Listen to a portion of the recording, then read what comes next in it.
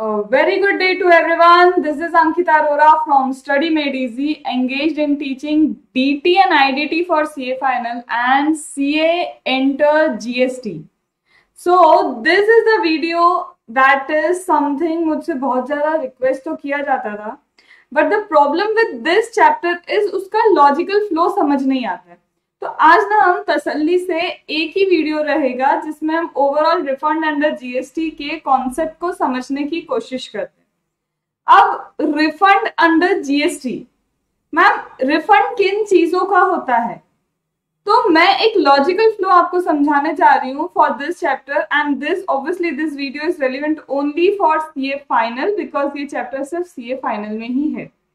So if I talk about refund under GST की अगर बात करूं तो मैम रिफंड किस चीज का होता है, कौन सी चीज है भाई जिसका रिफंड मिलेगा? तो देखो, या तो आप क्या करोगे, टैक्सेस पे करोगे. तो अगर आप टैक्स पे करते हो और टैक्स पे करने के बाद आपको जितना टैक्स पे करना चाहिए था उससे ज्यादा आपने पे कर दिया, या फिर due to any of the condition ऐसा हुआ है कि now you are eligible to get back your tax paid, तो what you can do, you can file a refund application. Refund खुद से नहीं मिलने वाला, you have to apply, you have to make application and then only you are eligible to claim the refund. एक तो tax पे जो किया है उसका रिफंड मिल जाता है and second is ma'am tax pay करा होगा और आईटीसी मतलब मेरे इलेक्ट्रॉनिक क्रेडिट लेजर में there would be an accumulated balance of input tax credit. What about input tax credit? Would I get any refund of the input tax credit? तो I have already told CA final कि input tax credit का in general कभी भी आपको refund नहीं मिलेगा. When I talk about taxes, tax का refund मिलता है, बिल्कुल मिलता है, कंडीशनल हो सकता है. If you fulfill the condition you will be eligible to claim the refund. But when it comes to your input tax credit का रिफंड नहीं मिलता है, बिल्कुल नहीं मिलता है. But there are two exceptional cases. यहाँ पे दो exceptional cases हैं. वो दो exceptional cases के basis पे I can say कि yes ITC would be refunded. एक तो है अगर आप करते हैं zero rated supply. If you do what, zero rated supply, you are eligible to claim the refund. और there is inverted duty structure. अगर इन्वर्टेड ड्यूटी स्ट्रक्चर है तब भी आपको क्या मिलेगा, आईटीसी का मिल जाएगा रिफंड.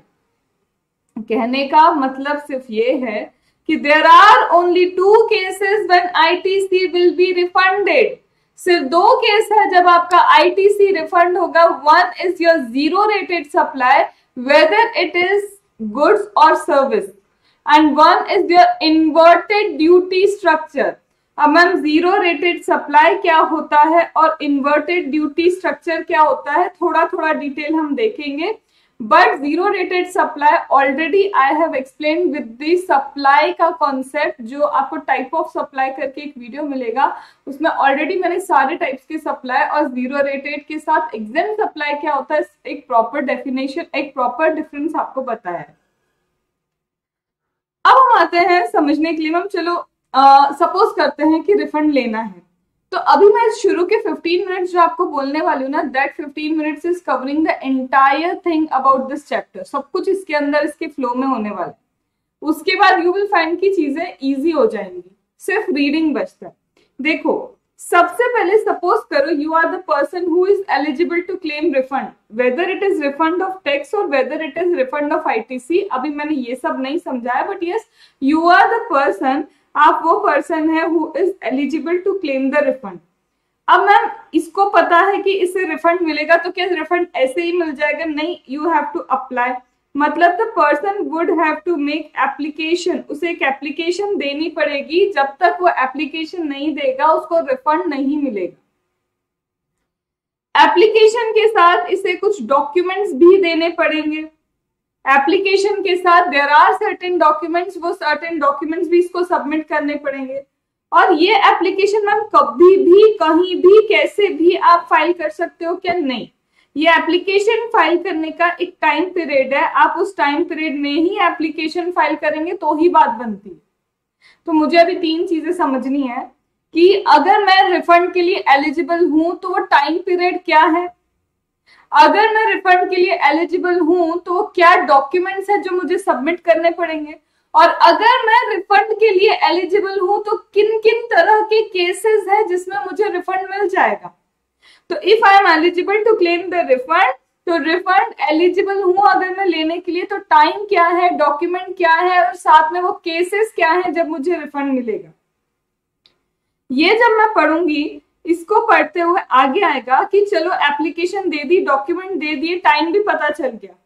अब प्रॉब्लम पता है मैम क्या हुई, ये जो पर्सन है ना, इस पर्सन ने सपोज करो टैक्स पे किया यहाँ पे, during the purchase he has paid the taxes. इसने कुछ परचेस किया, परचेस करते वक्त he has paid the taxes, और ये चीज इसके इनपुट टैक्स क्रेडिट में आ गई, because during purchase what ever you पे उसका आईटीसी आपको एलिजिबल होता है बेस्ड ऑन कंडीशन। अब जब मैम इस पर्सन ने आगे सेल किया ना इन गुड्स को, इसने क्या किया, ये टैक्स का बर्डन भी शिफ्ट कर दिया, मतलब उसने रिकवरी कर ली इस टैक्स की। उसने क्या किया, इस टैक्स की रिकवरी सामने वाले पर्सन से कर ली जिसको वो सेल कर रहा है। अब सोचो, ये बंदा इधर से आईटीसी का रिफंड भी ले ले सपोज करो, या फिर जो टैक्स पे किया उसका रिफंड भी ले ले, और इधर से बर्डन ऑफ टैक्स भी शिफ्ट कर दे, तो ये तो डबल बेनिफिट हो गया। टैक्स का बर्डन भी शिफ्ट कर दिया और साथ में क्या कर रहा है, रिफंड भी ले रहा है। तो बोलते हैं ऐसा नहीं चलेगा बॉस, ऐसा नहीं चलेगा, आपको एप्लीकेशन भी देनी है रिफंड के टाइम, वो टाइम पीरियड में भी देनी है, डॉक्यूमेंट्स भी देने हैं, as well as you have to prove, क्या प्रूव करना है कि देयर इज नो अनजस्ट, यहाँ पे कोई भी अनजस्ट एनरिचमेंट नहीं है। ये भी चीज आपको क्या करनी पड़ेगी, प्रूव करनी पड़ेगी कि भाई कोई अनजस्ट एनरिचमेंट नहीं हो रहा है, मतलब मैं किसी और के पैसे को हड़प के या फिर लेके नहीं बैठ रहे, ऐसे ही रिच नहीं हो रहे, इस तरह से इसका मतलब है। तो अब कॉन्सेप्ट का ये होगा मेरा फर्स्ट पार्ट, जिसमें हम समझेंगे document, cases, time and unjust enrichment क्या होता है। अब मैम जब आप एप्लीकेशन करोगे, वो एप्लीकेशन कहाँ जाएगी, ज्यूरिसडिक्शनल ऑफिसर के पास वो एप्लीकेशन जाती है। ज्यूरिसडिक्शनल ऑफिसर ऑब्वियसली चेक करेगा कि क्या वो एप्लीकेशन कंप्लीट है, उसमें कोई डेफिशिएंसी तो नहीं है।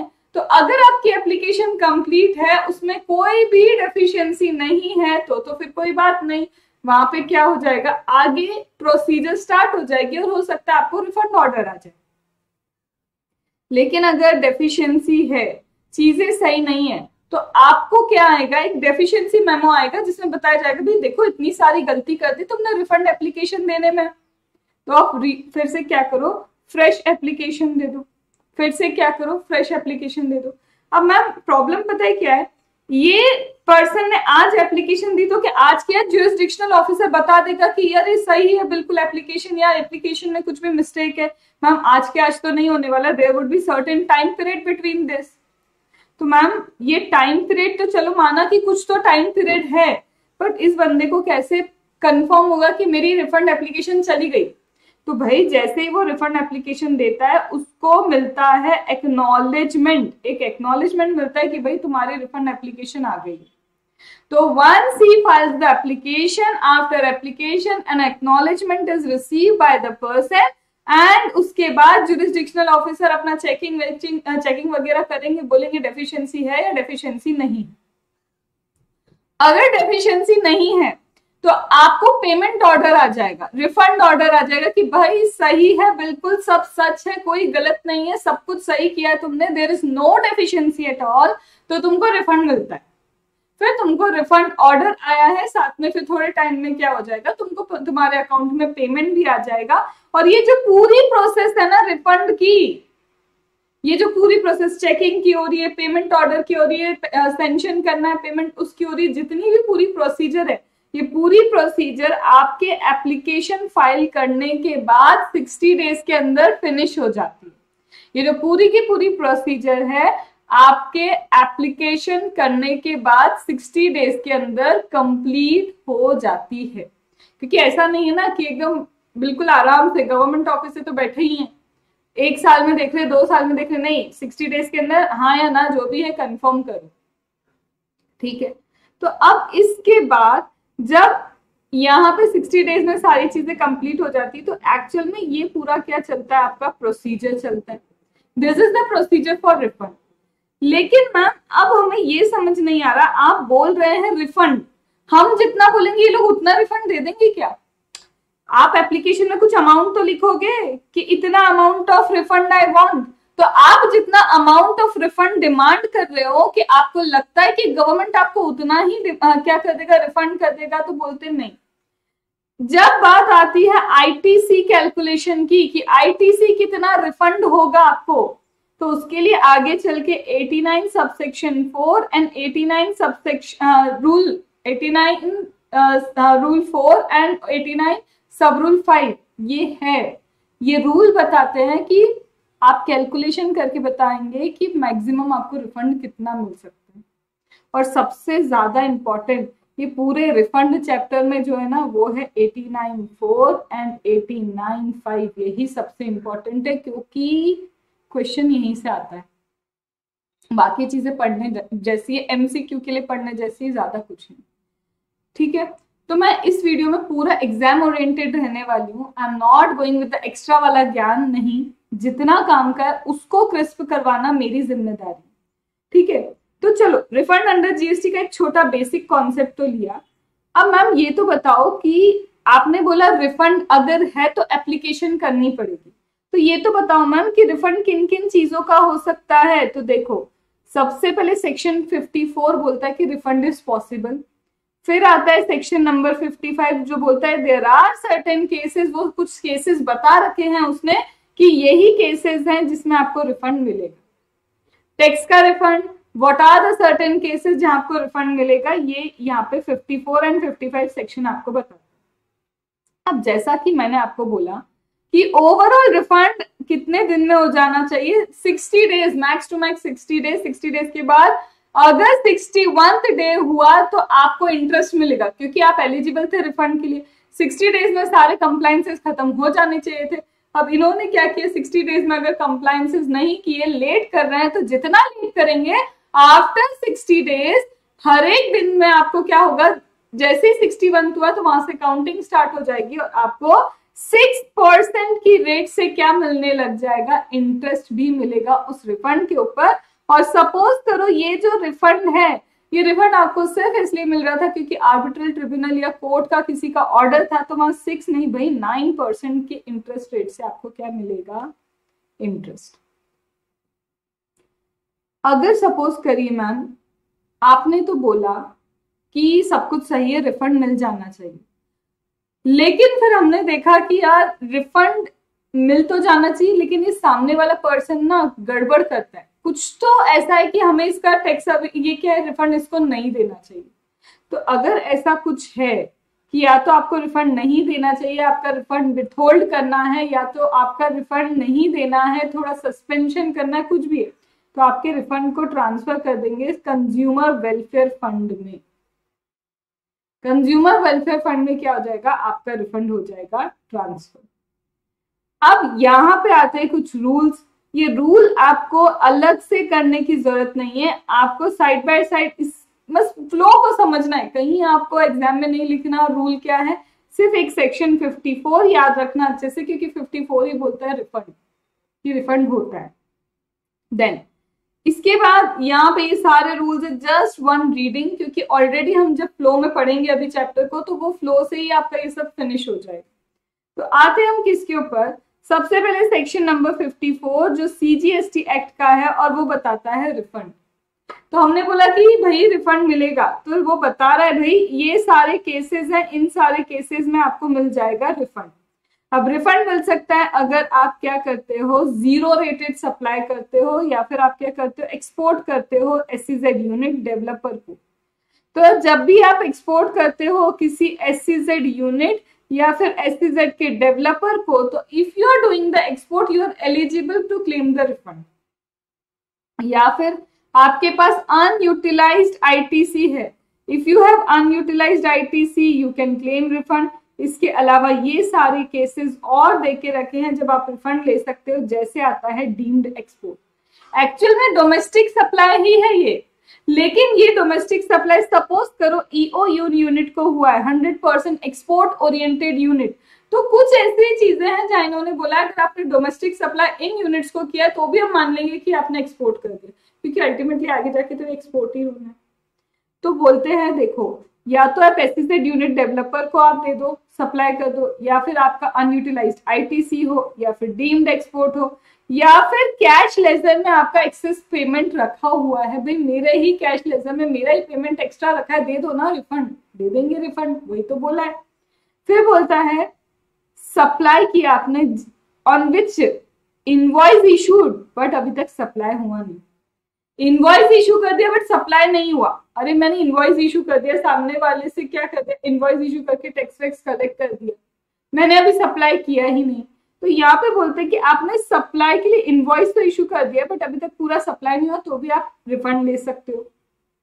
अगर आपने गलती से क्या किया, refund of tax wrongly collected paid to government, गलती से गवर्नमेंट को पे हो गया, या फिर ऐसा कोई टूरिस्ट जो इंडिया आता है, अब बोल रहे कि अगर टूरिस्ट इंडिया आया, इंडिया में आके उसने आईजीएसटी पे किया, अब जब वो इंडिया से जा रहा है तो वो क्या करेंगे, उसको उसका आईजीएसटी जो उसने पे किया ना उसको रिफंड कर देंगे। और यही तो सेक्शन नंबर 15 इसी के लिए था, आईजीएसटी जो भी पे किया जाता है supply of goods to tourist, tourist को अगर कोई टूरिस्ट इंडिया आता है उसे अगर गुड सप्लाई करते हैं उस पर आईजीएसटी लगा तो उसको भी रिफंड कर देंगे, लेट अस प्रमोट। देन इसके अलावा कोई ऑर्डर आया, जजमेंट आया, उसके कारण आपको रिफंड मिल रहा है, या फिर प्रोविजनल असेसमेंट का फाइनल असेसमेंट हो रहा है तो उस टाइम आपको क्या मिल रहा है, रिफंड मिल रहा है, या फिर यूएन बॉडी एम्बेसीज हैं तो refund of tax on payment में भी इन लोगों ने पेमेंट किया, यूएन बॉडीज एम्बेसीज ने, उन्होंने टैक्स पे किया तो भी आपको रिफंड मिल जाएगा। या फिर casual taxable person, you must know casual taxable person को एडवांस में टैक्स पे करना पड़ता है।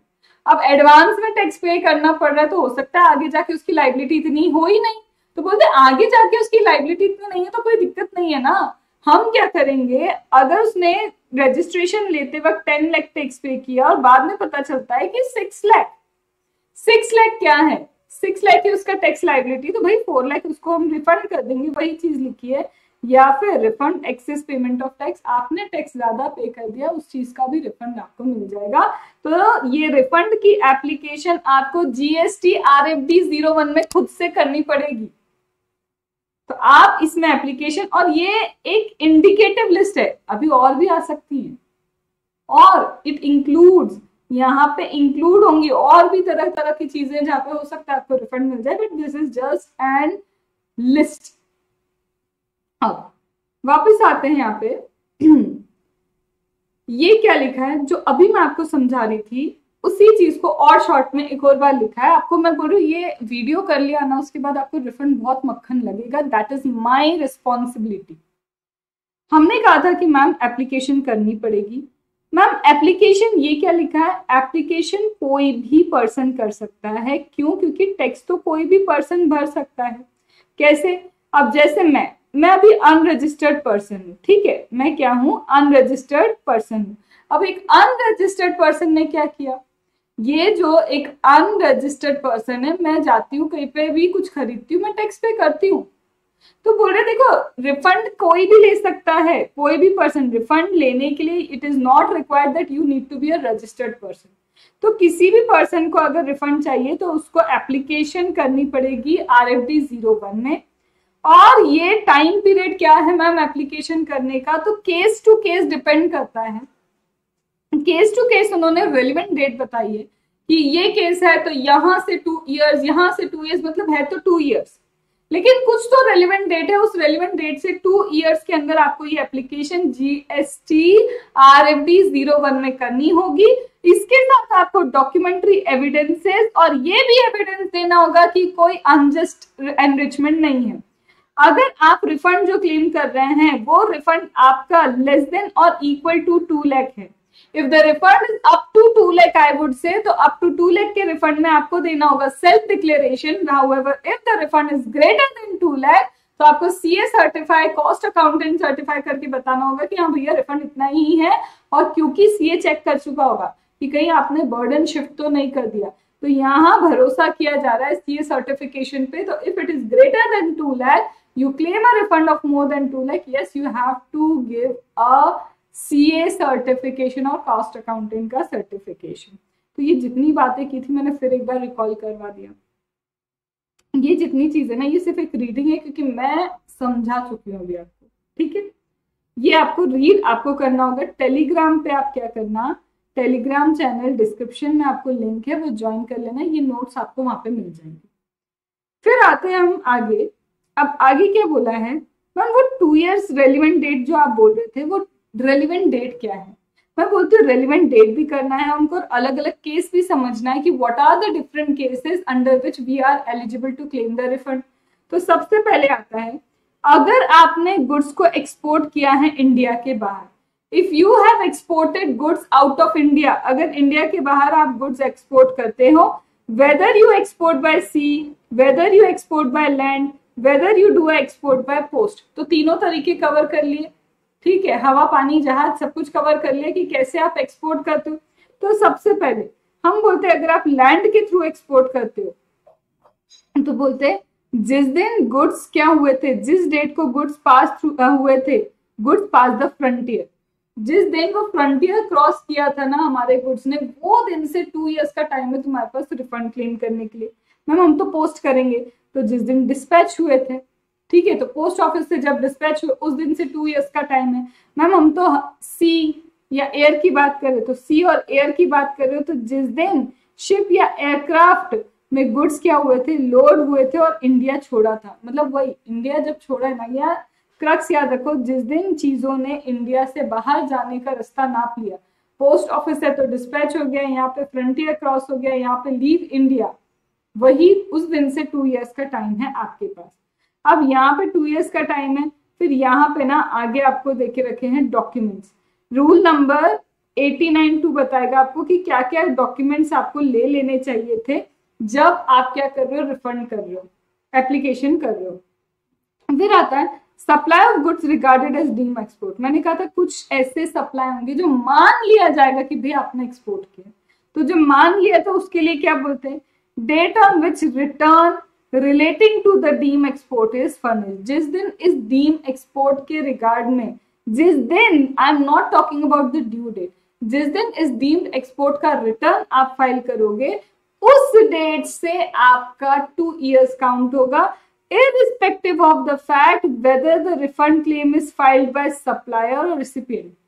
डीम एक्सपोर्ट किया आपने, चाहे फिर रिसिपिएंट इस रिफंड को क्लेम करे, सप्लायर इस रिफंड को क्लेम करे, बट डेट जब आप क्या कर रहे हो उस रिफंड वो वाले एक्सपोर्ट वाले टर्नओवर को, उस एक्सपोर्ट वाले ट्रांजैक्शन को जिस दिन आप क्या कर रहे हो अपने रिटर्न में फाइल कर रहे हो, उस दिन से आपका 2 years का टाइम क्या हो जाता है, स्टार्ट हो जाता है।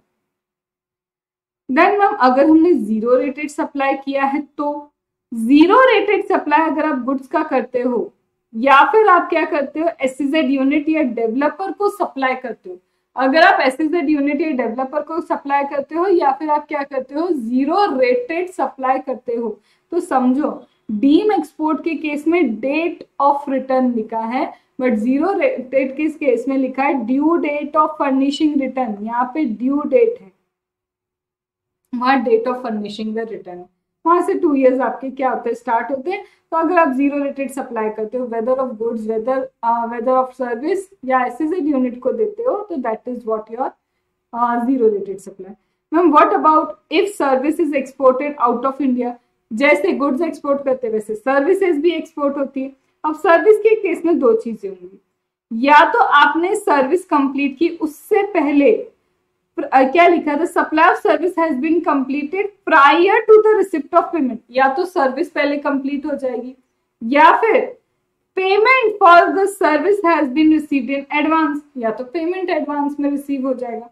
तो बोल रहे हैं या तो सर्विस पहले खत्म हो गई, ठीक है, पेमेंट बाद में हो रहा है, या फिर पेमेंट एडवांस में हो गया है, सर्विस आप बाद में दे रहे हो, ठीक है। तो ऐसे केस में बोलते हैं अब किस दिन से हम वेट करें 2 years का, तो बोलते हैं अगर सर्विस पहले कंप्लीट हो गई, पेमेंट आपको बाद में रिसीव हुआ, तो बोलते हैं जिस दिन आपको पेमेंट रिसीव हुआ है इन कन्वर्टेबल फॉरेन एक्सचेंज, दिस दिन you have receive the payment in convertible foreign exchange, या फिर आरबीआई की परमिशन के अकॉर्डिंग आपको इंडियन रुपीज जब मिल गए हैं, डेट ऑफ पेमेंट से you will count your 2 years for the refund. But what if ma'am I have receive payment in advance, तो आप इनवॉइस तो इशू करोगे.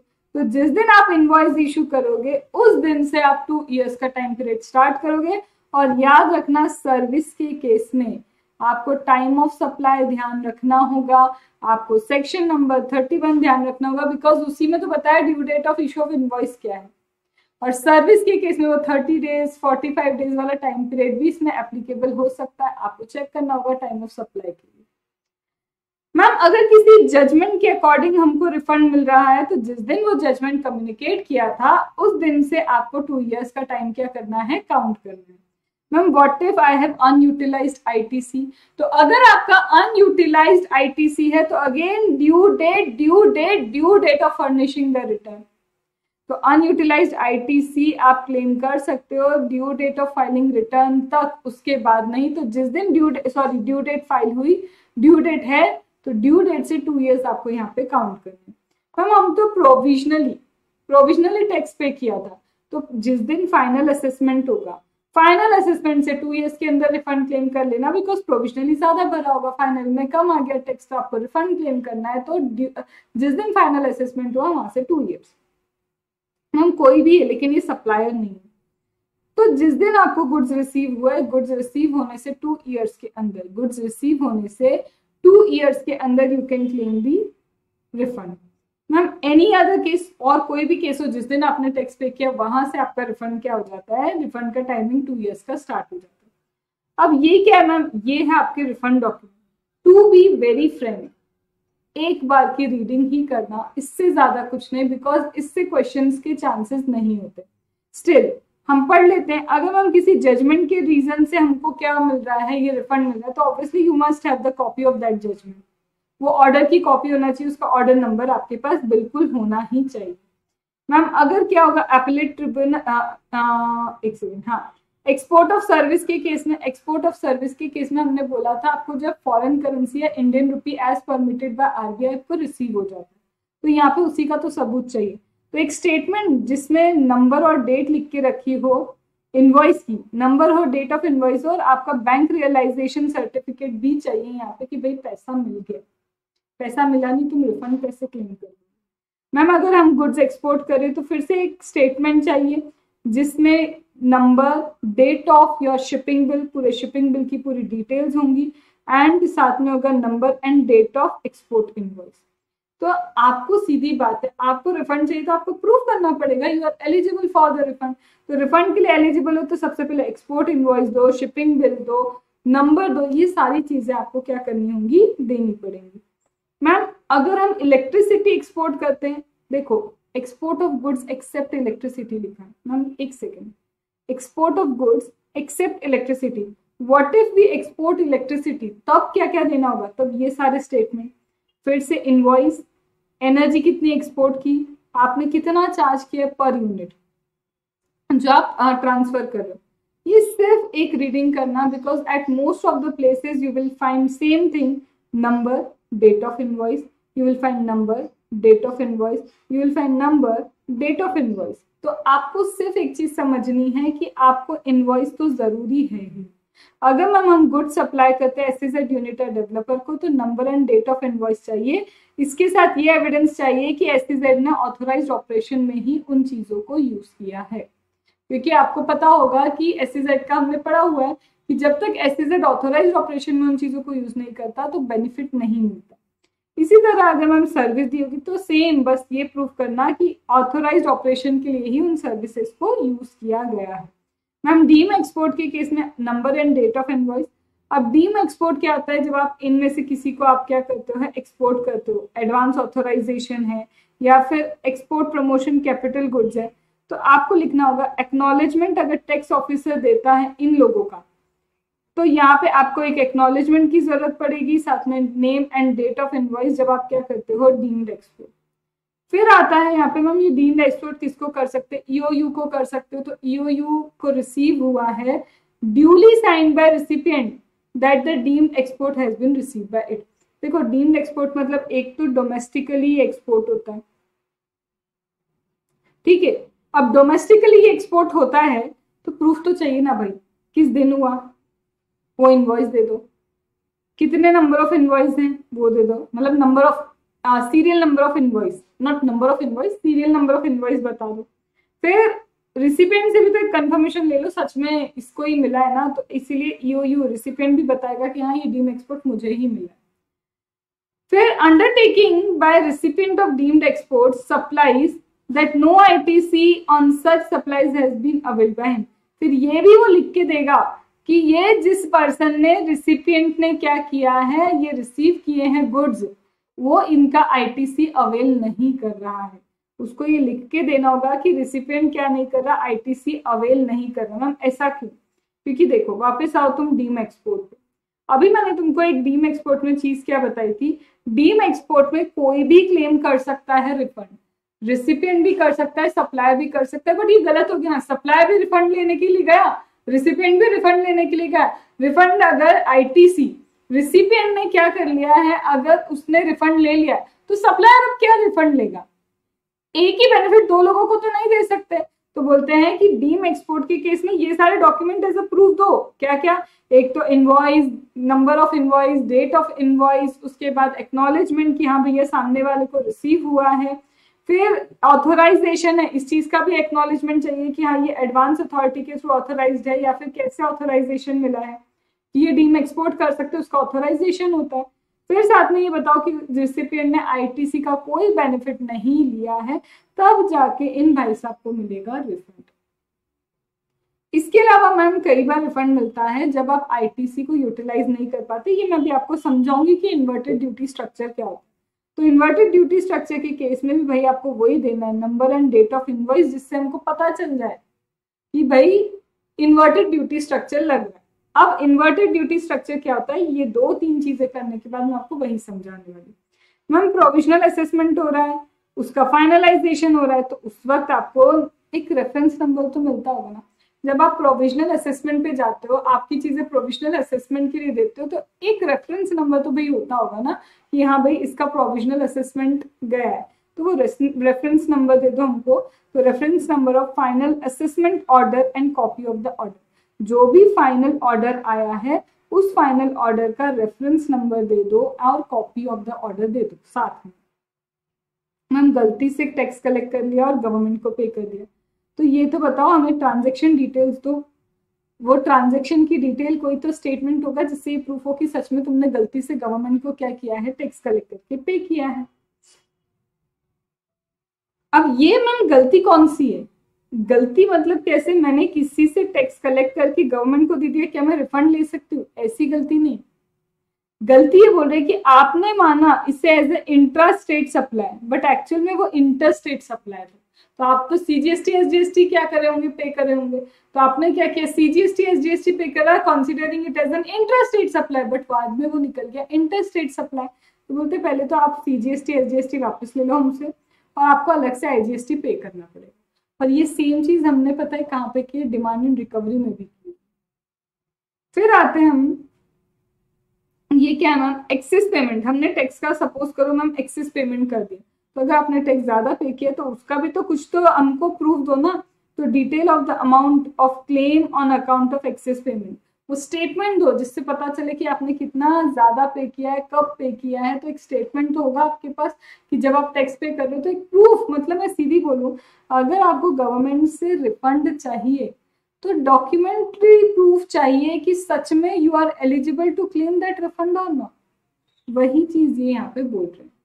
फिर आता है agreement or contract for the supply of service has been cancelled or terminated and refund is claimed by an unregistered person. Refund is claimed by whom? An unregistered person. अब वो बोलता है देखो मैम हुआ क्या कि आप सब अपन दोनों की बात करते, सपोज लो हम दोनों में एग्रीमेंट हुआ कि मैं आपको क्लासेस पढ़ाऊंगी।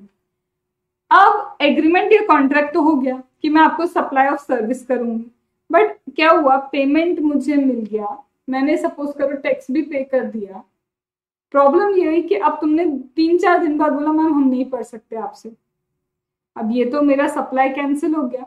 तो एग्रीमेंट या contract for the supply of service either cancelled और terminated and refund is claim. अब मैंने तो टैक्स पे कर दिया, मेरा तुम्हारा डिस्कशन क्या हुआ कि मैं तुम्हें पढ़ाऊंगी, तुमने मुझे फीस दे दी एडवांस में, मैंने उस फीस के ऊपर जीएसटी गवर्नमेंट को पे कर दिया, कल चल के तुम मुझे बोल रहे अभी नहीं चाहिए, आप हमने छोड़ दिया सीए, हमको इच्छा नहीं हो रही, whatever is the reason, ये आइटम में नहीं पढ़ना। अब मेरा तो आउटवर्ड सप्लाई कैंसिल हो गया, आउटवर्ड सप्लाई कैंसिल हुआ मतलब मेरी जीएसटी की लाइबिलिटी भी नहीं बनती। अब मुझे रिफंड चाहिए, तो क्या मैं रिफंड क्लेम कर सकती हूँ? यस, क्लेम कर सकती हूँ। तो वो क्या बोलते हैं, statement containing details of invoice.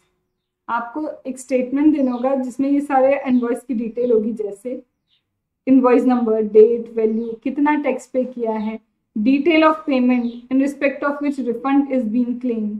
फिर इसके साथ इनवॉइस की कॉपी, प्रूफ की पेमेंट सप्लायर, हमने सप्लायर को पेमेंट किया है। अब मेरी बात थोड़ा सा और सुनो, हम दोनों की बात हुई थी, तुमने मुझे पैसा दिया, ठीक है, तुमने मुझे पैसा दिया, मैंने गवर्नमेंट को जाके पे कर दिया, मैं एक रजिस्टर्ड सप्लायर, मैं रजिस्टर्ड पर्सन हूँ जो सप्लाई करती हूँ, सर्विसेज देती हूँ, मैंने गवर्नमेंट को जाके पे कर दिया, अब मेरा सप्लाई कैंसिल हो, क्या मैं रिफंड ले सकती हूँ? हाँ, मैं रिफंड ले सकती हूँ क्योंकि मेरा सप्लाई कैंसिल हो गया। लेकिन अब पता है क्या उल्टा हो रहा है, यहाँ बोल रहे हैं कि जिस स्टूडेंट से आपने बोला था कि आप उसे पढ़ाओगे, आपने उसको 10,000 फीस बताई और 1,000 उससे जीएसटी का ले लिया। अब ये जो टैक्स पे किया, ये अनरजिस्टर्ड पर्सन क्या करना चाहता है? इस रिफंड को क्लेम करना चाहता है। अनरजिस्टर्ड पर्सन क्या करना चाहता है? रिफंड क्लेम करना चाहता है। तो ऐसे केस में क्या करेगा वो? उसे इनवॉइस की डिटेल देनी पड़ेगी, उसे बताना पड़ेगा उसने कब पेमेंट किया है, उसे पूरा बताना, प्रूफ करना पड़ेगा कि उसने सप्लायर को पेमेंट किया है, एग्रीमेंट की कॉपी देनी पड़ेगी उसको इनवॉइस की कॉपी देनी पड़ेगी, उसको वो पूरा इनवॉइस जो भी है उसके पास पूरा देना होगा कि देखो मैंने इतना टैक्स पे किया था, इस डेट को पे किया था, इस इनवॉइस नंबर ये है, मतलब ये सारी की सारी डिटेल्स उसको क्या करनी पड़ेगी, देनी पड़ेगी, तब जाके वो क्या कर सकता है? रिफंड क्लेम कर सकता है। तो अभी हमने ये पढ़ा कि मैम एप्लीकेशन देनी है, डन, एप्लीकेशन के साथ डॉक्यूमेंट्स देने हैं, जो अभी हम पढ़ रहे थे, डन, और ये एप्लीकेशन और डॉक्यूमेंट एक पर्टिकुलर डेट होती है मैम, उस पर्टिकुलर डेट से 2 इयर्स के अंदर देने होते हैं, और इस डेट को हम बोलते हैं रेलिवेंट डेट, जो अभी हमने देखी थी। सपोज प्रोविजनल असेसमेंट है तो जिस दिन फाइनल हुआ तो फाइनल से 2 इयर्स के अंदर हो गया। और मैम अगर हमारा क्या है, सपोज किसी जजमेंट के अकॉर्डिंग है तो date of communication of judgment से 2 इयर्स हो गया। तो ये इतना पार्ट हमने कंप्लीट किया। अब मैम जैसा कि आपने बोला था, आपको प्रूफ करना पड़ेगा कि कहीं आप अनजस्ट अनरिचमेंट तो नहीं कर रहे हैं, तो इसका मतलब आपको डिक्लेरेशन देना पड़ता है साथ में। अगर less than equal to 2 lakh है तो self declaration, otherwise CA certified और कॉस्ट अकाउंटेंट सर्टिफिकेशन आपको देना पड़ता है। बट मैम कुछ ऐसी चीजें हैं, लर्न इट, कुछ ऐसी जगह है ना तो मैम डिक्लेरेशन चाहिए ना सर्टिफिकेशन चाहिए। अब ये क्या बोलता है, व्हाट आर द केसेस, वो कौन कौन से केसेस हैं जहाँ डिक्लेरेशन, मतलब ये कॉस्ट अकाउंटेंट का कोई डिक्लेरेशन की जरूरत नहीं है, neither declaration bye applicant not certification, ना डिक्लेरेशन चाहिए ना सर्टिफिकेशन चाहिए नहीं। वो कौन से केसेस है? बोलता है जब आप रिफंड कर रहे हो, क्लेम कर रहे हो, refund of tax paid on export of goods and service. Export वालों पे तो ये बहुत मेहरबान है, अगर आप एक्सपोर्ट का रिफंड क्लेम कर रहे हो तो ऑलरेडी एक्सपोर्ट की डिटेलिंग इससे ज्यादा इनके पास होती है। तो अगर आप क्या कर रहे हो, एक्सपोर्ट का रिफंड क्लेम कर रहे हो तो कोई डिक्लेरेशन की जरूरत नहीं, whether it is export of goods और export of service. Ma'am export के ही केस में पता है क्या होता है, एक्सपोर्ट के ही केस में होता है, हम क्या करते हैं, या तो एक्सपोर्ट के केस में टैक्स जो हमने पे किया उसका रिफंड लेते हैं, या फिर मैम हम अनयूटिलाइज्ड आईटीसी है, अनयूटिलाइज्ड आईटीसी का भी रिफंड लेते हैं। तो अगर आप अनयूटिलाइज्ड आईटीसी का रिफंड ले रहे हो एंड ये अनयूटिलाइज्ड आईटीसी आपको सिर्फ इन्वर्टेड ड्यूटी स्ट्रक्चर के रीजन से मिल रहा है, ये जो अनयूटिलाइज्ड आईटीसी है ये आपको क्यों मिल रहा है, इन्वर्टेड ड्यूटी स्ट्रक्चर के रीजन से मिल रहा है, तो भी आप क्या करेंगे, आपका कोई सेल्फ डिक्लेरेशन जरूरत नहीं है। Ma'am refund of tax paid on supply which is not provided either wholly partly and for which invoice has not been issued। तो वो बोल रहा है ऐसा सप्लाई, आपने तो टैक्स पे कर दिया था सप्लाई के ऊपर, अब ये सप्लाई कैंसिल हो गया या फिर कम प्रोवाइड हुआ, तो इसके ऊपर अगर आप रिफंड लेना चाहते हो, या फिर आपने कंसिडर किया इंट्रा स्टेट, बाद में पता चला ये इंटर स्टेट है, तो इंट्रा से इंटर या फिर जीएसटी काउंसिल के रिकमेंडेशन से आपको रिफंड मिल रहा है, तो इन सभी केस में डिक्लेरेशन सर्टिफिकेशन जरूरी नहीं है। तो declaration certification export of goods and service पे जरूरी नहीं है, इंट्रा से इंटर हो गया तब जरूरी नहीं है, जीएसटी काउंसिल रिकमेंडेशन पे जरूरी नहीं है। देन अनयूटिलाइज्ड आईटीसी जो आपके पास है, क्या है, अनयूटिलाइज्ड आईटीसी जो है आपके पास, क्यों है वो अनयूटिलाइज्ड आईटीसी, क्योंकि इन्वर्टेड ड्यूटी स्ट्रक्चर है, तो भी आपको डिक्लेरेशन वगैरह की जरूरत नहीं है। या फिर सप्लाई कैंसिल हो गया और आपने जीएसटी पे कर दिया on service, then also there is no need of declaration. यहाँ पे लिखा है टैक्स पेड ऑन सप्लाई, यहाँ लिखा है refund of tax paid on supply. अब यहाँ ये नहीं लिखा सप्लाई ऑफ गुड्स या सप्लाई ऑफ सर्विस, मतलब चाहे गुड्स का सप्लाई करो या सर्विस का सप्लाई करो, अगर आपने टैक्स पे किया और सप्लाई कैंसिल हो गया तो डिक्लेरेशन सर्टिफिकेशन नीडेड नहीं होता है। अब आते हैं इन्वर्टेड ड्यूटी स्ट्रक्चर क्या होता है, उससे पहले ये भी देख लो मैम, यूआईएन होल्डर जो होते हैं, यूनिक आइडेंटिफिकेशन नंबर होल्डर, जैसे एनआरटीपी, ये भी चाहे तो विद इन 2 years क्या कर सकते हैं, एप्लीकेशन कर सकते हैं रिफंड लेने की। तो they have to make application within 2 years from the last date of quarter in which supply is receive. जब उन्हें सप्लाई रिसीव हुआ था, last date of quarter when the supply was receive, जिस भी क्वार्टर में उनको सप्लाई रिसीव हुआ उसका last date of the quarter, वहां से 2 years के अंदर they can claim GST RFD 10 में refund only for the purpose of MCQ. क्यों? क्योंकि यहाँ पे अब ईयर एंड नहीं है, क्वार्टर एंड का टाइमिंग दिया है। इनको भी डॉक्यूमेंट्री एविडेंसेस वगैरह देने पड़ेंगे। तो रिफंड चाहे गुड्स हो सर्विस हो, दोनों हो, गुड सप्लाई ऑफ गुड्स हो सर्विस हो, दोनों हो, उनके लिए दोनों के लिए क्या है, इनको रिफंड मिल जाए। फिर सीएसडी कैंटीन को जितना भी जीएसटी उन्होंने पे किया उसका 50% का रिफंड मिलता है, just for the purpose of MCQ. Now coming specifically to, ये जितना भी थ्योरी है ना जो मैं वहां पे समझा चुकी है वही थ्योरी लिखी है, तो you have to just read this theory. अब मैम आप जो रिफंड की बात कर रहे थे उसमें कुछ इन्वर्टेड ड्यूटी स्ट्रक्चर था, वो क्या है? मैंने बोला देखो रिफंड आप टैक्स का ले सकते हो, हाँ जी हम रिफंड टैक्स का ले सकते हो। Ma'am refund of input tax credit का भी ले सकते हो, हाँ जी आप रिफंड आईटीसी का भी ले सकते हो, बट आईटीसी का रिफंड सिर्फ 2 केसेस में मिलता है। वो 2 केस में से पहला केस है अगर आप क्या करते हैं, जीरो रेटेड सप्लाई करते हैं, and I have explain zero rated supply का मतलब। जीरो रेटेड सप्लाई का मतलब ये है कि ये जो पर्सन है, सपोज जब ये गुड्स को खरीद के लाया, इसने जो भी आईटीसी यहाँ पे किया, मतलब जो भी जीएसटी पे किया परचेस करते वक्त, that would be credited to the electronic credit ledger, तो उसका भी उसको क्या मिल जाएगा, रिफंड मिल जाएगा। और साथ ही साथ ये जो पर्सन है जब इन गुड्स को क्या करता है, एक्सपोर्ट करता है, जब ये क्या करता है, यही पर्सन इन्हीं गुड्स को वो क्या करेगा, जब एक्सपोर्ट करेगा, तो एक्सपोर्ट करने पे भी उसको हो सकता है 2 ऑप्शन मिल जाए। एक्सपोर्ट करने पे उसको क्या मिलेंगे, 2 ऑप्शन, या तो वो लेटर ऑफ अंडरटेकिंग फाइल करेगा और एक्सपोर्ट करेगा, या फिर वो टैक्स को क्या करेगा, पे करके क्या करेगा, एक्सपोर्ट करेगा। तो बोलते ये पर्सन ने जब इन गुड्स को खरीदा, जो भी टैक्स पे किया, उस आईटीसी का भी उसको रिफंड मिल जाएगा। साथ में सेल करते वक्त अगर वो टैक्स पे करता है तो ये टैक्स पे का भी उसको रिफंड मिल जाएगा। मतलब पूरी सप्लाई चेन में no taxes at all, therefore it is known as zero rated supply, but zero rated supply is not an exempt supply. या फिर मैम वो लेटर ऑफ अंडरटेकिंग या बॉन्ड फाइल करेगा और एक्सपोर्ट करेगा। अब ma'am what is the difference between letter of undertaking and bond? Letter of undertaking मतलब लिखा पढ़ी करके दे दो कि आप एक्सपोर्ट कर रहे हो, हमको और कुछ नहीं चाहिए। बट बॉन्ड मतलब तुम पे शक है, तुम पे इतना भरोसा नहीं है, तो तुम सिर्फ लेटर ऑफ अंडरटेकिंग तो वो नहीं चलेगा, तुम्हें बॉन्ड साइन करना पड़ेगा। बॉन्ड साइन करके तुम क्या कर सकते हो, एक्सपोर्ट कर सकते हो। और जनरली ऐसा उन लोग के साथ होता है जो टैक्स एवेजन करते हैं, उनका tax evasion suppose more than 2.5 crore है, तो 2.5 करोड़ से ज्यादा अगर आपका टैक्स एवेजन है तो आप एलयूटी नहीं, बॉन्ड साइन करेंगे और बॉन्ड के बाद ही एक्सपोर्ट कर सकते हैं। तो मैम या तो हम एक्सपोर्ट कर सकते हैं with the payment of tax, तो जो टैक्स पे किया उसका भी रिफंड दे दोगे, जो आईटीसी था उसका भी रिफंड दे दोगे। और अगर मैम हम टैक्स यहाँ पे नहीं करते तो भी यहाँ पे पहले खरीदते वक्त whatever ITC we have paid उसका भी रिफंड कर दोगे। तो आईटीसी का रिफंड दो ही केस में होता है। पहला था हमारा क्या, zero rated supply, ITC will be refunded.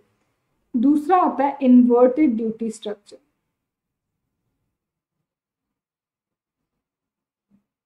अब मैम ये इन्वर्टेड ड्यूटी स्ट्रक्चर क्या है? बोलते हैं मैम जब हम परचेस करके लाए थे ना goods, when we have purchased the goods, purchase करते वक्त suppose 18% GST was applicable. Purchase करते वक्त क्या हो गया, जीएसटी कितना एप्लीकेबल हुआ, 18%। डन।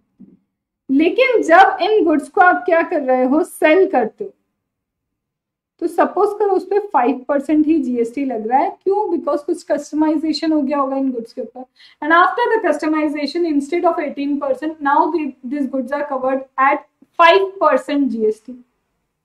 मैम जब हमने परचेस करते वक्त 18% जीएसटी पे किया, तो मेरा जो इलेक्ट्रॉनिक क्रेडिट लेजर है ना, उसमें 18% का एक्यूमुलेशन स्टार्ट हो गया। जब परचेस किया 18% गॉट एक्यूमुलेटेड, बिल्कुल सही कहा, 18% का एक्यूमुलेशन स्टार्ट हो गया। बट मैम सेल्स करते वक्त जब मेरी जीएसटी की लाइबिलिटी आती, सेल करते वक्त जब मेरी जीएसटी की लाइबिलिटी आती मैम वो 5% से आती है। मतलब निकल कितना रहा है, 5%। Utilise that, I would say utilise ma'am सिर्फ 5% हो रहा है। मतलब in any case I would not be able to utilise my ITC to full extent. अगर मैं सिर्फ यही काम कर रही हूँ और कोई काम नहीं कर रही हूँ, इन्हीं प्रोडक्ट में काम कर रही हूँ, तो भाई मेरा तो कभी भी आईटीसी यूटिलाइज ही नहीं हो पाएगा। और आईटीसी क्लेम करने की भी एक टाइम लिमिट है। तो ऐसे केस में बोलते हैं हाँ ये तो इन्वर्टेड ड्यूटी स्ट्रक्चर हो गया, इन्वर्ट हो गई चीजें, आगे जाके टैक्स और ज्यादा लगना था, ये तो और कम लग गया, इन्वर्टेड ड्यूटी स्ट्रक्चर है। तो बोलते हैं इस इन्वर्टेड ड्यूटी स्ट्रक्चर में जितना आईटीसी आपका जो एक्यूमुलेट हुआ है, वो आईटीसी जो आपने अब तक यूटिलाइज नहीं किया है, उस आईटीसी को हम कर देंगे रिफंड। इसलिए इसे बोलते हैं inverted duty structure. This is known as what your inverted duty structure. तो ITC सिर्फ दो काम में ही हो सकता है रिफंड, या तो जीरो रेटेड सप्लाई या फिर इन्वर्टेड ड्यूटी स्ट्रक्चर। अब जैसा कि मैंने कहा था कि जब आप एप्लीकेशन फाइल करोगे, एप्लीकेशन करने के बाद आपको एप्लीकेशन रेफरेंस नंबर दिया जाएगा। ये एप्लीकेशन रेफरेंस नंबर के बाद आपकी जो भी एप्लीकेशन है वो एप्लीकेशन किसको ट्रांसफर करेंगे, ज्यूरिसडिक्शनल ऑफिसर को। अब ज्यूरिसडिक्शनल ऑफिसर के पास है 15 डेज। ज्यूरिसडिक्शनल ऑफिसर के पास कितने, सिर्फ 15 डेज हैं। जिस दिन आपका एप्लीकेशन रेफरेंस नंबर जनरेट हुआ था, उस एप्लीकेशन रेफरेंस नंबर के जनरेशन के बाद सिर्फ 15 डेज होते हैं। वो पूरे 15 डेज में सब कुछ चेक करेगा whether the application is complete और नॉट।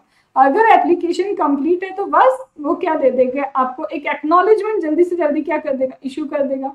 एक्नॉलेजमेंट इशू करने के बाद आगे क्या होगा, यहाँ एक्नॉलेजमेंट नहीं, यहाँ पे आपको रिफंड का वो क्या कर देगा, इशू कर देगा। एप्लीकेशन पूरी कंप्लीट है, सब कुछ सही है, तो यहाँ पे आपको क्या करेगा, यस जीएसटी RFD 02 में वो एक्नॉलेजमेंट आपको इशू कर देगा। फिर आगे फर्दर चेकिंग स्टार्ट होगी। लेकिन मैम हमारी एप्लीकेशन थी इनकम्प्लीट, तो आपको जाएगा डेफिशिएंसी मेमो। डेफिशिएंसी मेमो में आपको पूरी डेफिशिएंसीज क्या करी जाएगी, कम्युनिकेट की जाएगी, और डेफिशिएंसी कम्युनिकेट करके आपको बोला जाएगा आपको फ्रेश रिफंड क्लेम करना पड़ेगा। वही चीजें जो अभी तक हम पढ़ते आए।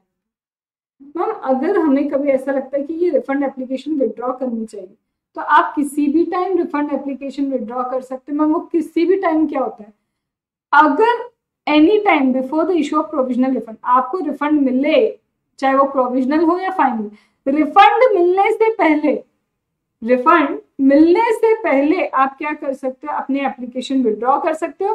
तो एप्लीकेशन किसी भी टाइम विड्रॉ हो सकती है before issue of provisional refund, final refund sanction, payment order. मतलब कुछ भी एक बड़ी घटना ये है, ये बड़ी घटना होने से पहले आप क्या कर सकते हो, रिफंड को क्या कर सकते हो, रिफंड एप्लीकेशन विड्रॉ भी कर सकते हो। फिर इसके बाद आता है ये, देखो आपको जो रिफंड मिलता है ना, वो रिफंड मिलता है आपको क्या, grant of provisional refund. Provisional refund would not be granted. देखो अभी आपको देखो एक्नॉलेजमेंट दे दिया, एक्नॉलेजमेंट के बाद सारे चेकिंग वेकिंग होके क्या हो जाता है, आपको मिल जाता है refund, that is provisional refund.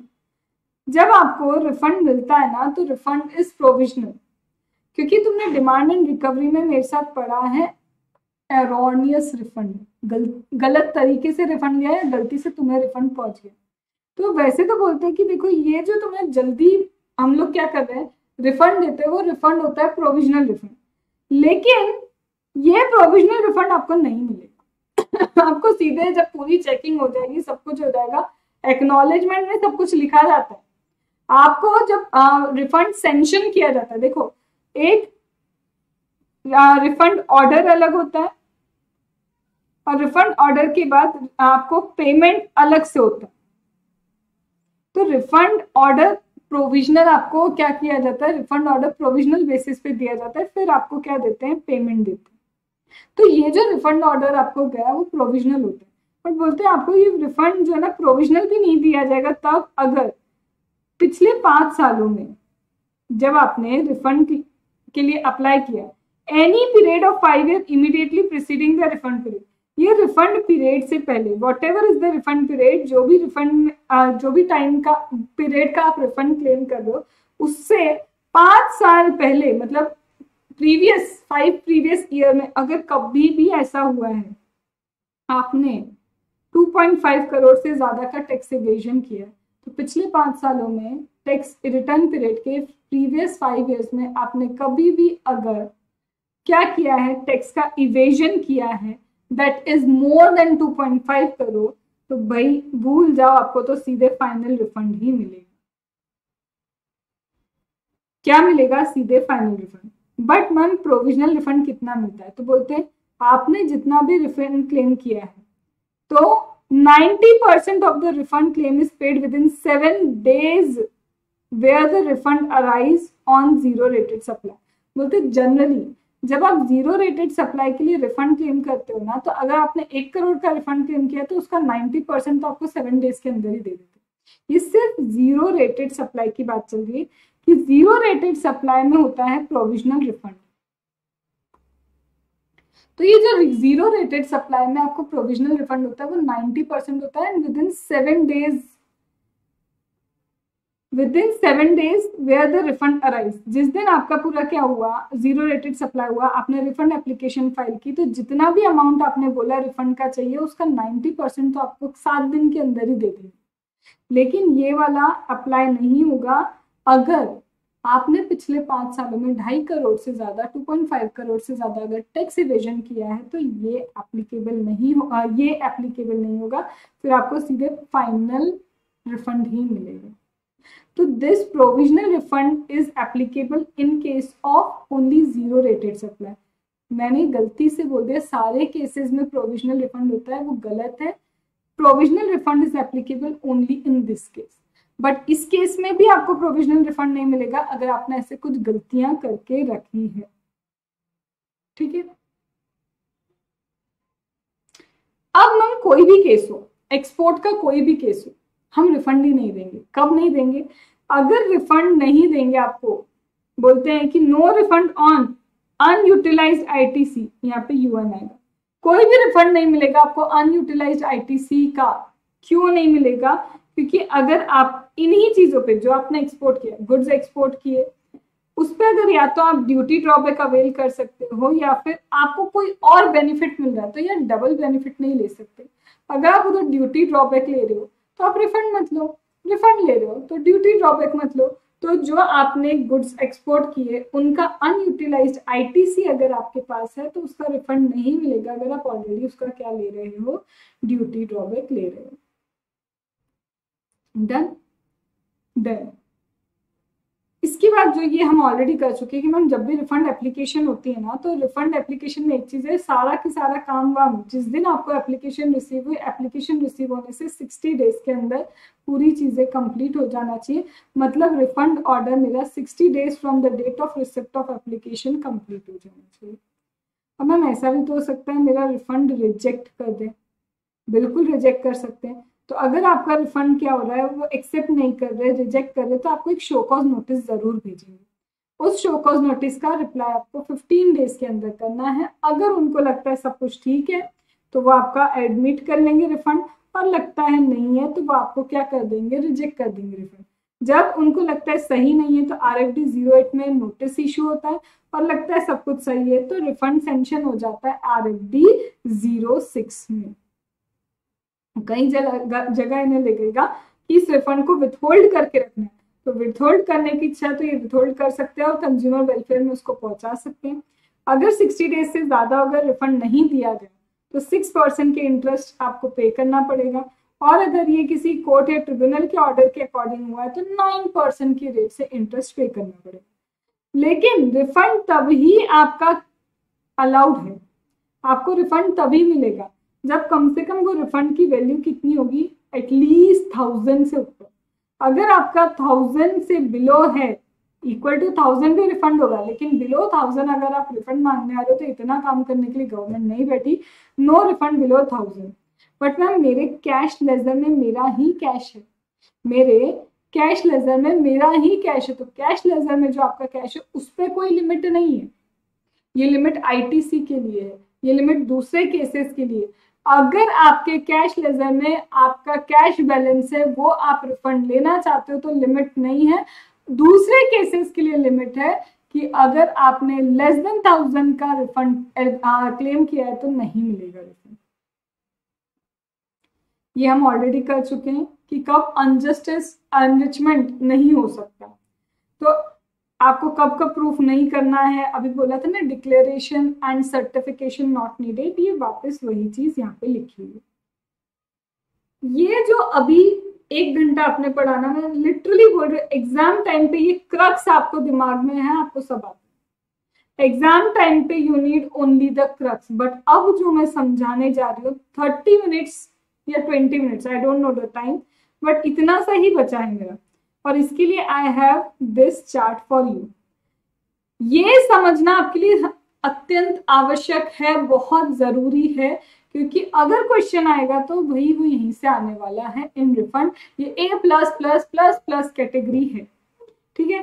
तो सबसे पहले आपका जो कर्तव्य बनता है, व्हाट इज योर ड्यूटी, आपकी ड्यूटी ये है कि अभी तक जो मैंने पढ़ा है, नोट्स आपको टेलीग्राम पे शेयर हो गए, पहले उनकी रीडिंग कर लो। रीडिंग करने के बाद स्लॉट 2 स्टार्ट करना, क्योंकि स्लॉट 2 है फाइनली रिफंड कितना होगा उसका कैलकुलेशन। तो रिफंड कितना होगा उसका कैलकुलेशन हम करेंगे। तो refund of unutilised ITC we are going to calculate after the 2 minutes का पॉज और 2 मिनट्स का break I am giving to you, but ये मेरे लिए 2 मिनट्स का। आपको क्या करना है, पहले रीडिंग कर लो बाकी सारी चीजों की, ये पूरे फुल कंसंट्रेशन के साथ आपको सुनना ही होगा, ठीक है। क्योंकि ये लिटरली बोलो इतना इजी नहीं है, इजी है, मैं ये नहीं बोल रही कि बहुत टफ है, बट प्रॉब्लम ये है कि बहुत क्रिस्प में लॉजिकली हमको इसको समझना है, तो उसके लिए फ्रेश माइंड इज नीडेड। चलो चलो, तो अब स्टार्ट करते हैं दूसरा पार्ट। ज्यादा टाइम नहीं लगेगा, बट कंसंट्रेशन के साथ मुझे बचना, सुनते जाना। अभी देखो हमने क्या बोला, ITC का रिफंड मिलता है, लेकिन इन जनरल ITC रिफंड नहीं होता। There are only 2 cases when you will get the refund of ITC। अब वो ITC का रिफंड मिलता है 2 केस में, एक होता है आपका 0 रेटेड सप्लाई एंड दूसरा होता है आपका इन्वर्टेड ड्यूटी स्ट्रक्चर। तो अगर 0 रेटेड सप्लाई आप करते हैं तो 0 रेटेड सप्लाई में आपको कितना अमाउंट आपको रिफंड मिल सकता है, वो कैसे कैलकुलेट करें। तो मैं तो यही बोलूंगी, भाई जब मेरा टोटल टर्नओवर इतना, तब मेरे पास ITC इतना है, ठीक है। तो जब मेरा 0 रेटेड सप्लाई इतना, तो मेरा ITC जो मुझे रिफंड हो जाना चाहिए वो कितना, लॉजिकली वही होता है ना। तो जब मेरा टोटल टर्नओवर इतना, तो मेरा ITC इतना, इसको मैं लिख के ही करती हूँ। जब मेरा टोटल टर्नओवर इतना, तो मेरा ITC मेरे पास इतना है। तो अगर मेरा 0 रेटेड सप्लाई इतना होगा, what ever is the value, तो मेरे पास रिफंड अमाउंट कितना आएगा। अब ऐसा तुम्हें भी पता है, मैं यहाँ लिख दूं, इसको मैं कर दूं ऐसा ITC, ठीक है, ITC divide by total turnover into zero rated supply. तुम्हें ये नहीं दिख रहा है, ये वही फॉर्मूला बन गया मेरा जो मैं बनाने की कोशिश कर रही थी। रटना क्या, ये हो गया वो फॉर्मूला। अब मैं इस फॉर्मूले में कुछ कर देती हूँ चेंजेस। अब वो चेंजेस क्या है, इंस्टेड ऑफ टोटल टर्नओवर इन्हें चाहिए यहाँ पे कुछ adjusted turnover. Instead of ITC उन्हें यहाँ चाहिए कुछ नेट ITC। अब वो देखना पड़ेगा भाई ये नेट क्यों लिखवा रहे हैं, एडजस्टेड क्यों करवा रहे हैं। और जीरो रेटेड सप्लाई का टर्नओवर फिर चाहे आपका गुड्स का हो या सर्विस का हो, इनको इससे कोई फर्क नहीं पड़ता। That means if you do zero rated supply of goods और service you are eligible to claim ITC का, अनयूटिलाइज्ड ITC का रिफंड। तो सबसे पहले ये फॉर्मूला का बेस समझ में आ गया क्या? चलो, तो अगर ये फॉर्मूला का बेस समझ में आ गया तो आगे हम समझते कि इनको कैलकुलेट कैसे करना है। तो मैं डायरेक्टली ना इन सब चीजों पे ना जाके सीधे आती हूँ किस पे, मेरे चार्ट के ऊपर। अब यहाँ पे क्या है मैम, देखो जब हम रूल नंबर 89(4) की बात करते हैं तो मैम इन्होंने बोला है वही जो फॉर्मूला आपने वहां लिखा था ये वही लिखा। तो मैम आप बताओ जीरो रेटेड सप्लाई कैसे कैलकुलेट करें। हम एक एक करके देखते जाते हैं कि किसमें क्या आएगा। तो मैम सबसे पहले ये जो आपने बोला था turnover of zero rated supply of goods और सर्विस कैसे कैलकुलेट होगा, तो बोलते हैं turnover for zero rated supply of goods और turnover for zero rated supply of service. Goods का कैलकुलेशन ये दिया, सर्विस का कैलकुलेशन हमने यहाँ दिया, इसी के अकॉर्डिंग आप कैलकुलेशन करना। बोलते देखो जब आप गुड्स की बात करते हो तो गुड्स को सेल करोगे तो भाई कुछ वैल्यू तो होगी, तो आपने जितनी वैल्यू पे सेल किया है वो ले लो। तो value of the zero rated supply of goods without payment of GST। ITC का रिफंड, देखो मेरी बात सुनो, आप ITC रिफंड तभी ले पा रहे हो क्योंकि आपका ITC यूटिलाइज इसलिए नहीं हो रहा क्योंकि आपकी आउटपुट टैक्स लायबिलिटी नहीं है। आप LUT बॉन्ड फाइल करते हो, LUT या बॉन्ड फाइल करते हो और आप टैक्स पे नहीं कर रहे हो, इसलिए ITC यूटिलाइज नहीं कर पा रहे। तो यहाँ पे ये जो ITC आप यूटिलाइज नहीं कर पा रहे तो वो गुड्स का वैल्यू क्या है जो आपने गुड्स ऐसे जीरो रेटेड सप्लाई कर दी, तो बोलते उस वैल्यू को हम चेक करते, ठीक है। या फिर हम क्या करेंगे, ये इंडिया में इसी तरह के गुड्स कितने में सेल होते हैं उनकी वैल्यू क्या है उसका 1.5 कर देंगे। इन दोनों में से जो भी लेस होगा वही होगा आपको zero rated supply of goods. तो the value domestically like kind of goods when they are supplied in India 1.5 times of that value और value of the zero rated supply जो आप विदाउट पेमेंट ऑफ टैक्स कर रहे हो whichever is less, वो zero rated supply of goods है। अब इस जीरो रेटेड सप्लाई में मैम ये भी होता है ना, अगर हम सप्लाई कर रहे हैं किसको 89(4)A वाला सप्लाई करें या फिर 89(4)B वाला सप्लाई करें, मतलब हम मर्चेंट एक्सपोर्टर्स को सप्लाई कर रहे हैं या फिर हम डीम्ड एक्सपोर्ट कर रहे हैं। डोमेस्टिक है लेकिन उसको डीम्ड एक्सपोर्ट माना गया, तो 4A is for deem export, 4B is for this merchant export, EOU। इन सभी लोगों को 100% रिफंड मिलता है, यहाँ पे कैलकुलेशन करने की जरूरत ही नहीं पड़ती। तो वेदर इट इज 89(4)A और 89(4)B you are eligible for 100% refund. तो कैलकुलेशन किस बात का, तो भाई यहाँ पे टर्नओवर में इसको इंक्लूड भी क्यों कर रहे हो, जब पता है बोल दिया ये 89(4)A वाला टर्नओवर है, 89(4)B वाला टर्नओवर है, खत्म, रिफंड मिलेगा, यहाँ क्यों लेना है, इसको नहीं लेना। सिमिलरली जब मैम इसका मुझे कुछ भी डिडक्शन होगा ही नहीं, पूरा रिफंड मिलेगा, तो भाई मैं इसको नेट ITC में भी क्यों लूं, जब मैं इसे टर्नओवर में नहीं ले रही गुड्स के, तो why I would take this in ITC। जब पता है ये पूरा पूरा रिफंड होना है तो भाई खामखा इसको कैलकुलेशन करके क्या कर लोगे, तो you will not count this 4A 4B, you will not count this 4A 4B whether in your ITC or in your turnover, और इसीलिए इसे बोलते हैं नेट ITC क्योंकि इस ITC में से हम 89(4)A and 4B को माइनस कर देते हैं। क्या यहाँ तक बात समझ में आ गई? हम अब सर्विस के केस में क्या करेंगे, सर्विस के केस में भी यही करो। सर्विस के केस में देखो 89(4)A 4B नहीं हो, बट सर्विस के केस में बोलते देखो जो आपने without payment of tax services provide की उनको ले लो, ठीक है। तो एग्रीगेट पे रिसीव ड्यूरिंग द ईयर, एक तो आपने जो क्या किया zero rated supply of service की जिसपे आपने टैक्स पे नहीं किया, फिर जिन जिन सर्विसेज का आपको पेमेंट रिसीव हो गया वो ले लो, ठीक है।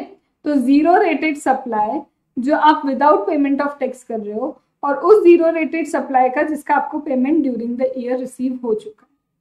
देन आपको यहाँ पे और ऐड करना है, पेमेंट तो रिसीव हो गया, ठीक है, पेमेंट रिसीव्ड प्रायर पीरियड, पहले ही कभी पेमेंट रिसीव हुआ था लेकिन आज हम सर्विस दे रहे हैं। समझो मेरी बात, पेमेंट पहले रिसीव हुआ, सर्विस आज दे रहे हो, पेमेंट पहले रिसीव हुआ, सर्विस आज दे रहे हो, तो पेमेंट तो पहले आ चुका था, सर्विस आज दे रहे हो, इसको भी आज ले लो। पर इन दोनों में फर्क क्या है? इन दोनों में फर्क ये है कि सर्विस भी आज ही जा रही है, पेमेंट भी अभी रिसीव हो, मतलब सेम ईयर में पेमेंट, सेम ईयर में service without payment of tax. यहाँ पे सर्विस अभी, पेमेंट पहले, और यहाँ पे एडवांस तो रिसीव हो गया लेकिन सर्विस नहीं जा रही, तो जब तक सर्विस नहीं जाएगी सप्लाई नहीं होगा, उसको हटा दो। तो जब सेम ईयर में सर्विस दी, सेम ईयर में पेमेंट रिसीव हुआ, उसको ले लो। सेम ईयर में सर्विस दे रहे हो, भले ही पेमेंट पहले हुआ, उसको भी काउंट कर लो, लेकिन पेमेंट मिल गया और अभी सर्विस नहीं दे रहे हो, उसको काउंट नहीं करना बॉस। ये हो गया तुम्हारा जीरो रेटेड सर्विस का कैलकुलेशन। तो मैम समझ ही आया जीरो रेटेड सर्विस कैसे कैलकुलेट होती है?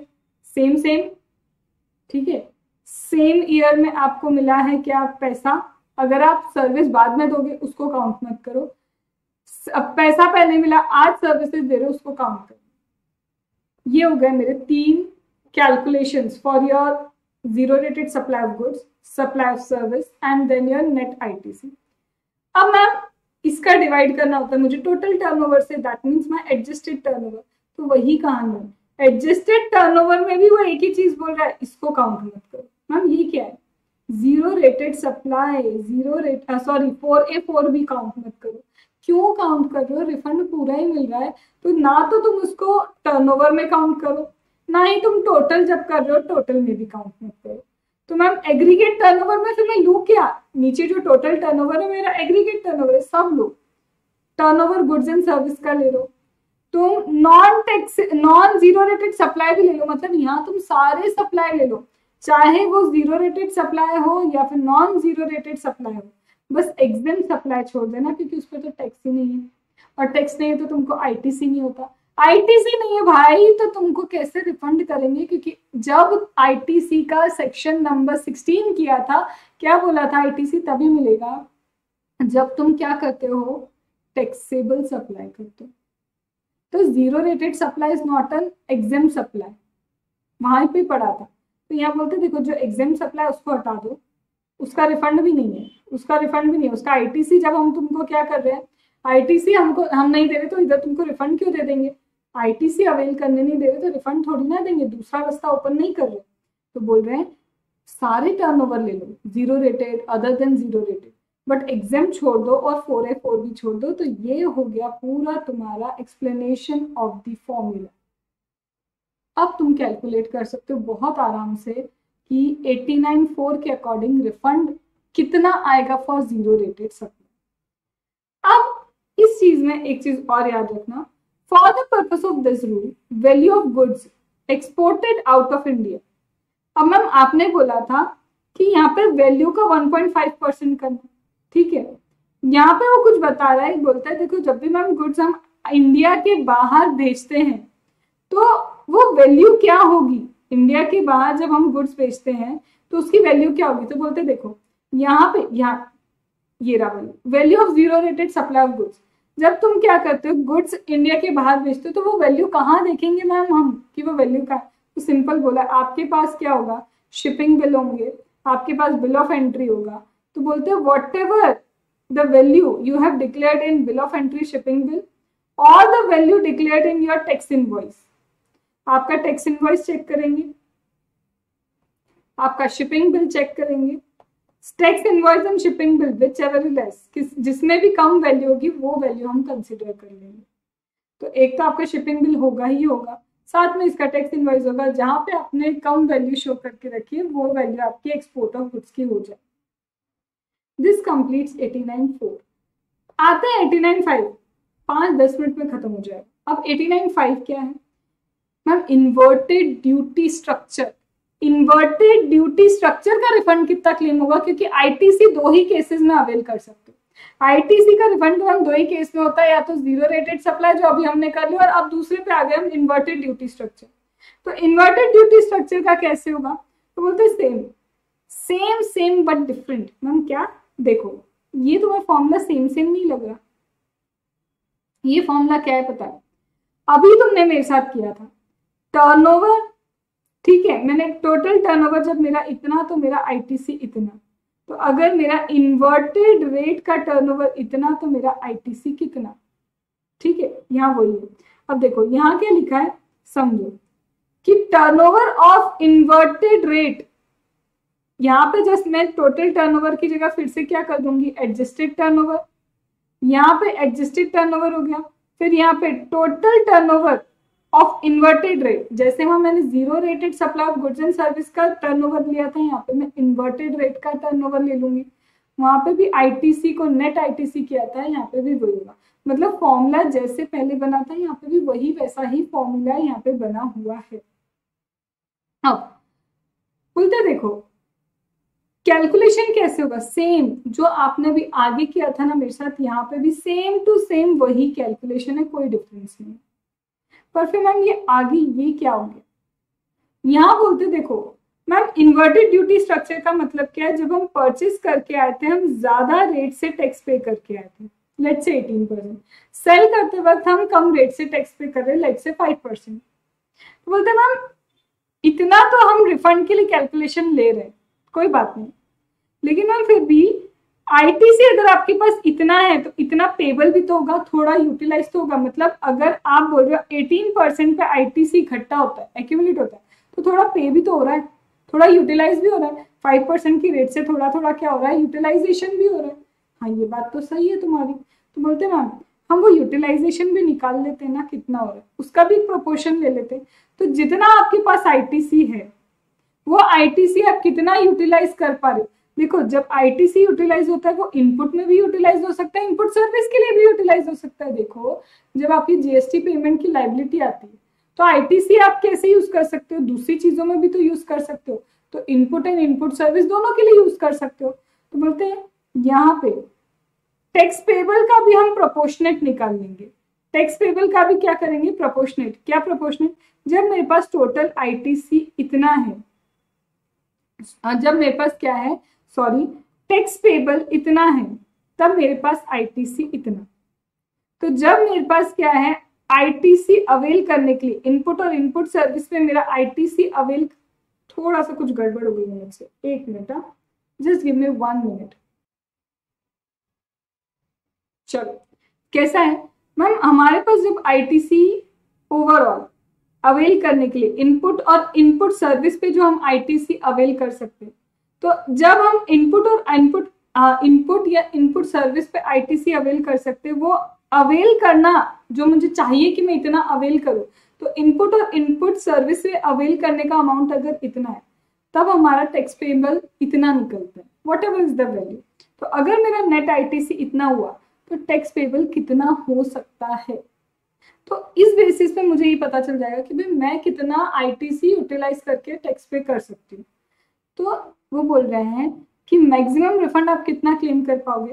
बोलते देखो पेबल, आप देखो पेबल में से जितना आईटीसी यूटिलाइज कर सकते हो पहले यूटिलाइज तो कर लो।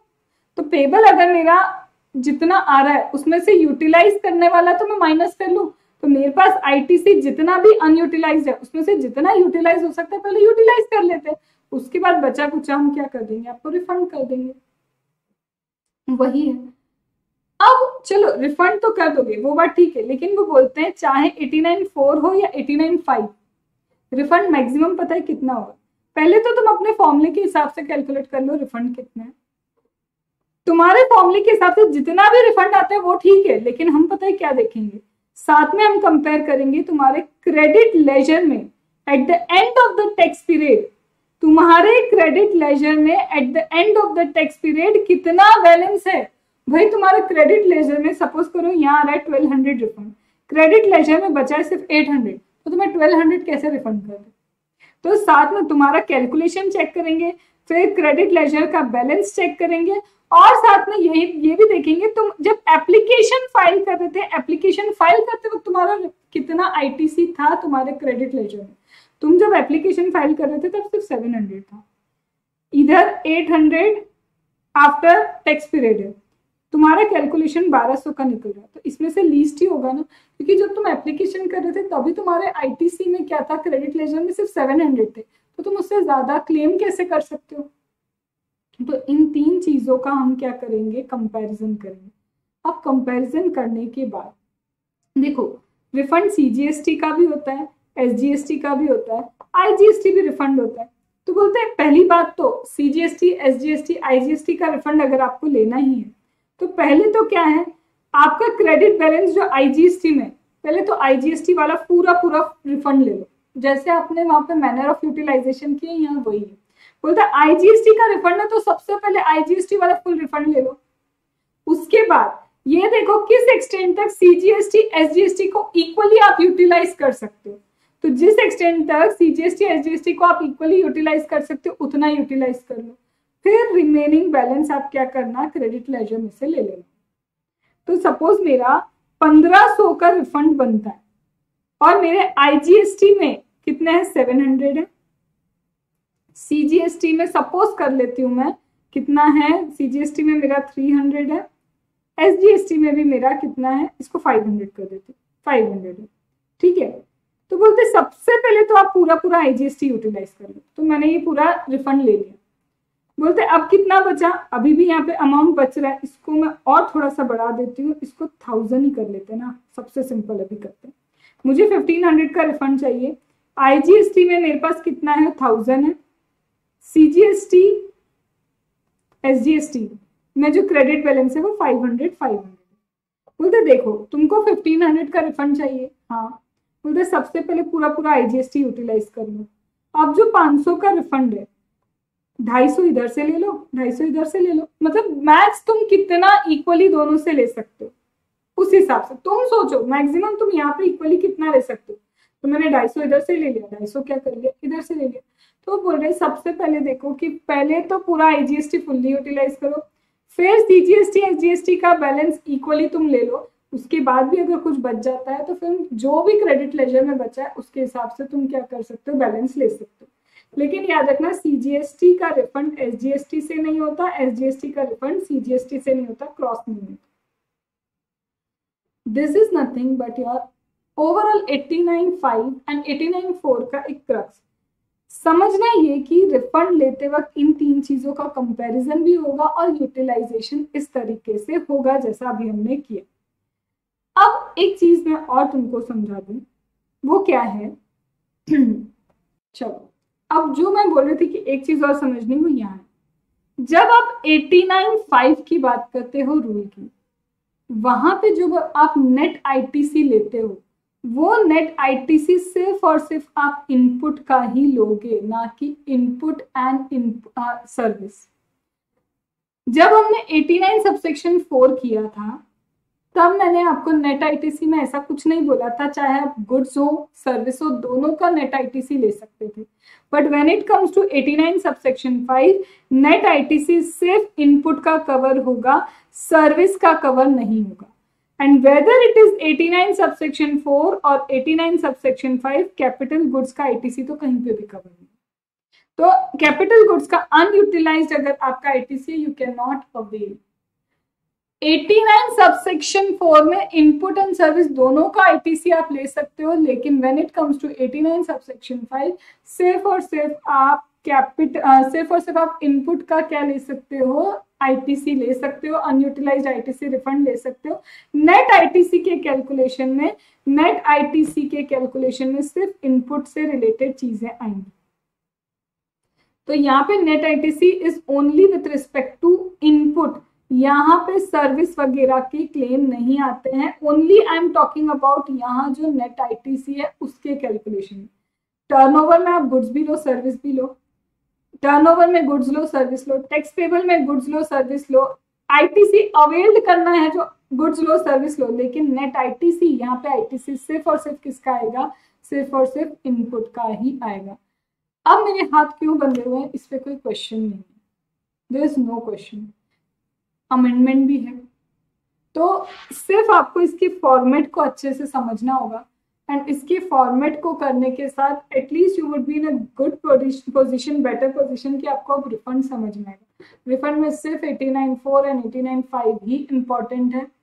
इतना समझ लो कहाँ पे नेट आईटीसी में इनपुट भी आएगा, सर्विस भी आएगा, दैट इज 89 सबसेक्शन 4। कहाँ पे नहीं आएगा आपका इनपुट के बाद सर्विस नहीं आएगा, वो है 89 सबसेक्शन 5। इसके लिए भी मैं एक बार आपको दिखाती हूँ।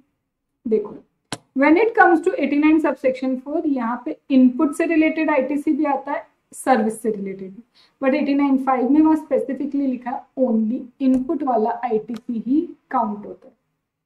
With this your refund chapter is over. I tried to give you whatever was possible, जितना स्लो, जितना सिंप्लीफाइड वर्जन में कर सकती थी रिफंड का। I have tried my level best. Exam oriented, focus only on 89, 4 and 5। बाकी पढ़ो, मैं ये नहीं बोल रही, एमसीक्यू के लिए ठीक है, बट एग्जाम में अगर लग रहा है कि कुछ नहीं हो रहा तो ये रूल मत छोड़ के जाना बस, ठीक है। So this is all from my side. अच्छे से पढ़ो, ध्यान से पढ़ो, जितना डिटेल रिविजन मैं दे सकती हूँ ना, मैंने सब कुछ दिया। टेलीग्राम पे चैप्टर वाइज जो रिवीजन है उनकी लिंक का एक पीडीएफ भी दिया है कि डायरेक्टली आपको बस वो पीडीएफ चाहिए, आप उस लिंक पे क्लिक करो और आपके रिवीजन वीडियोस खुलते जाएंगे। मेरी तरफ से मैं कर रही हूँ। आईटीसी के क्वेश्चन का डिस्कशन जो करना है वो भी आपके लिए अपलोड हो जाएगा। सिर्फ कस्टम बचता है फिर मेरी तरफ से, जो मैं आप सबको देना चाहती हूँ। अच्छे से पढ़ो, बस क्वेश्चंस पे फोकस करो। अगर क्लासेस कर भी रखी हैं, नहीं भी करके रखी, what ever it is, exam में एप्लीकेशन ऑफ प्रोविजन आता है, कोई प्रोविजन नहीं पूछेगा, एप्लीकेशन ऑफ प्रोविजन पूछेंगे और उसी के मार्क्स हैं, ठीक है। तो I hope you are understanding what I am trying to say. Focus more and more on question practice. चलो।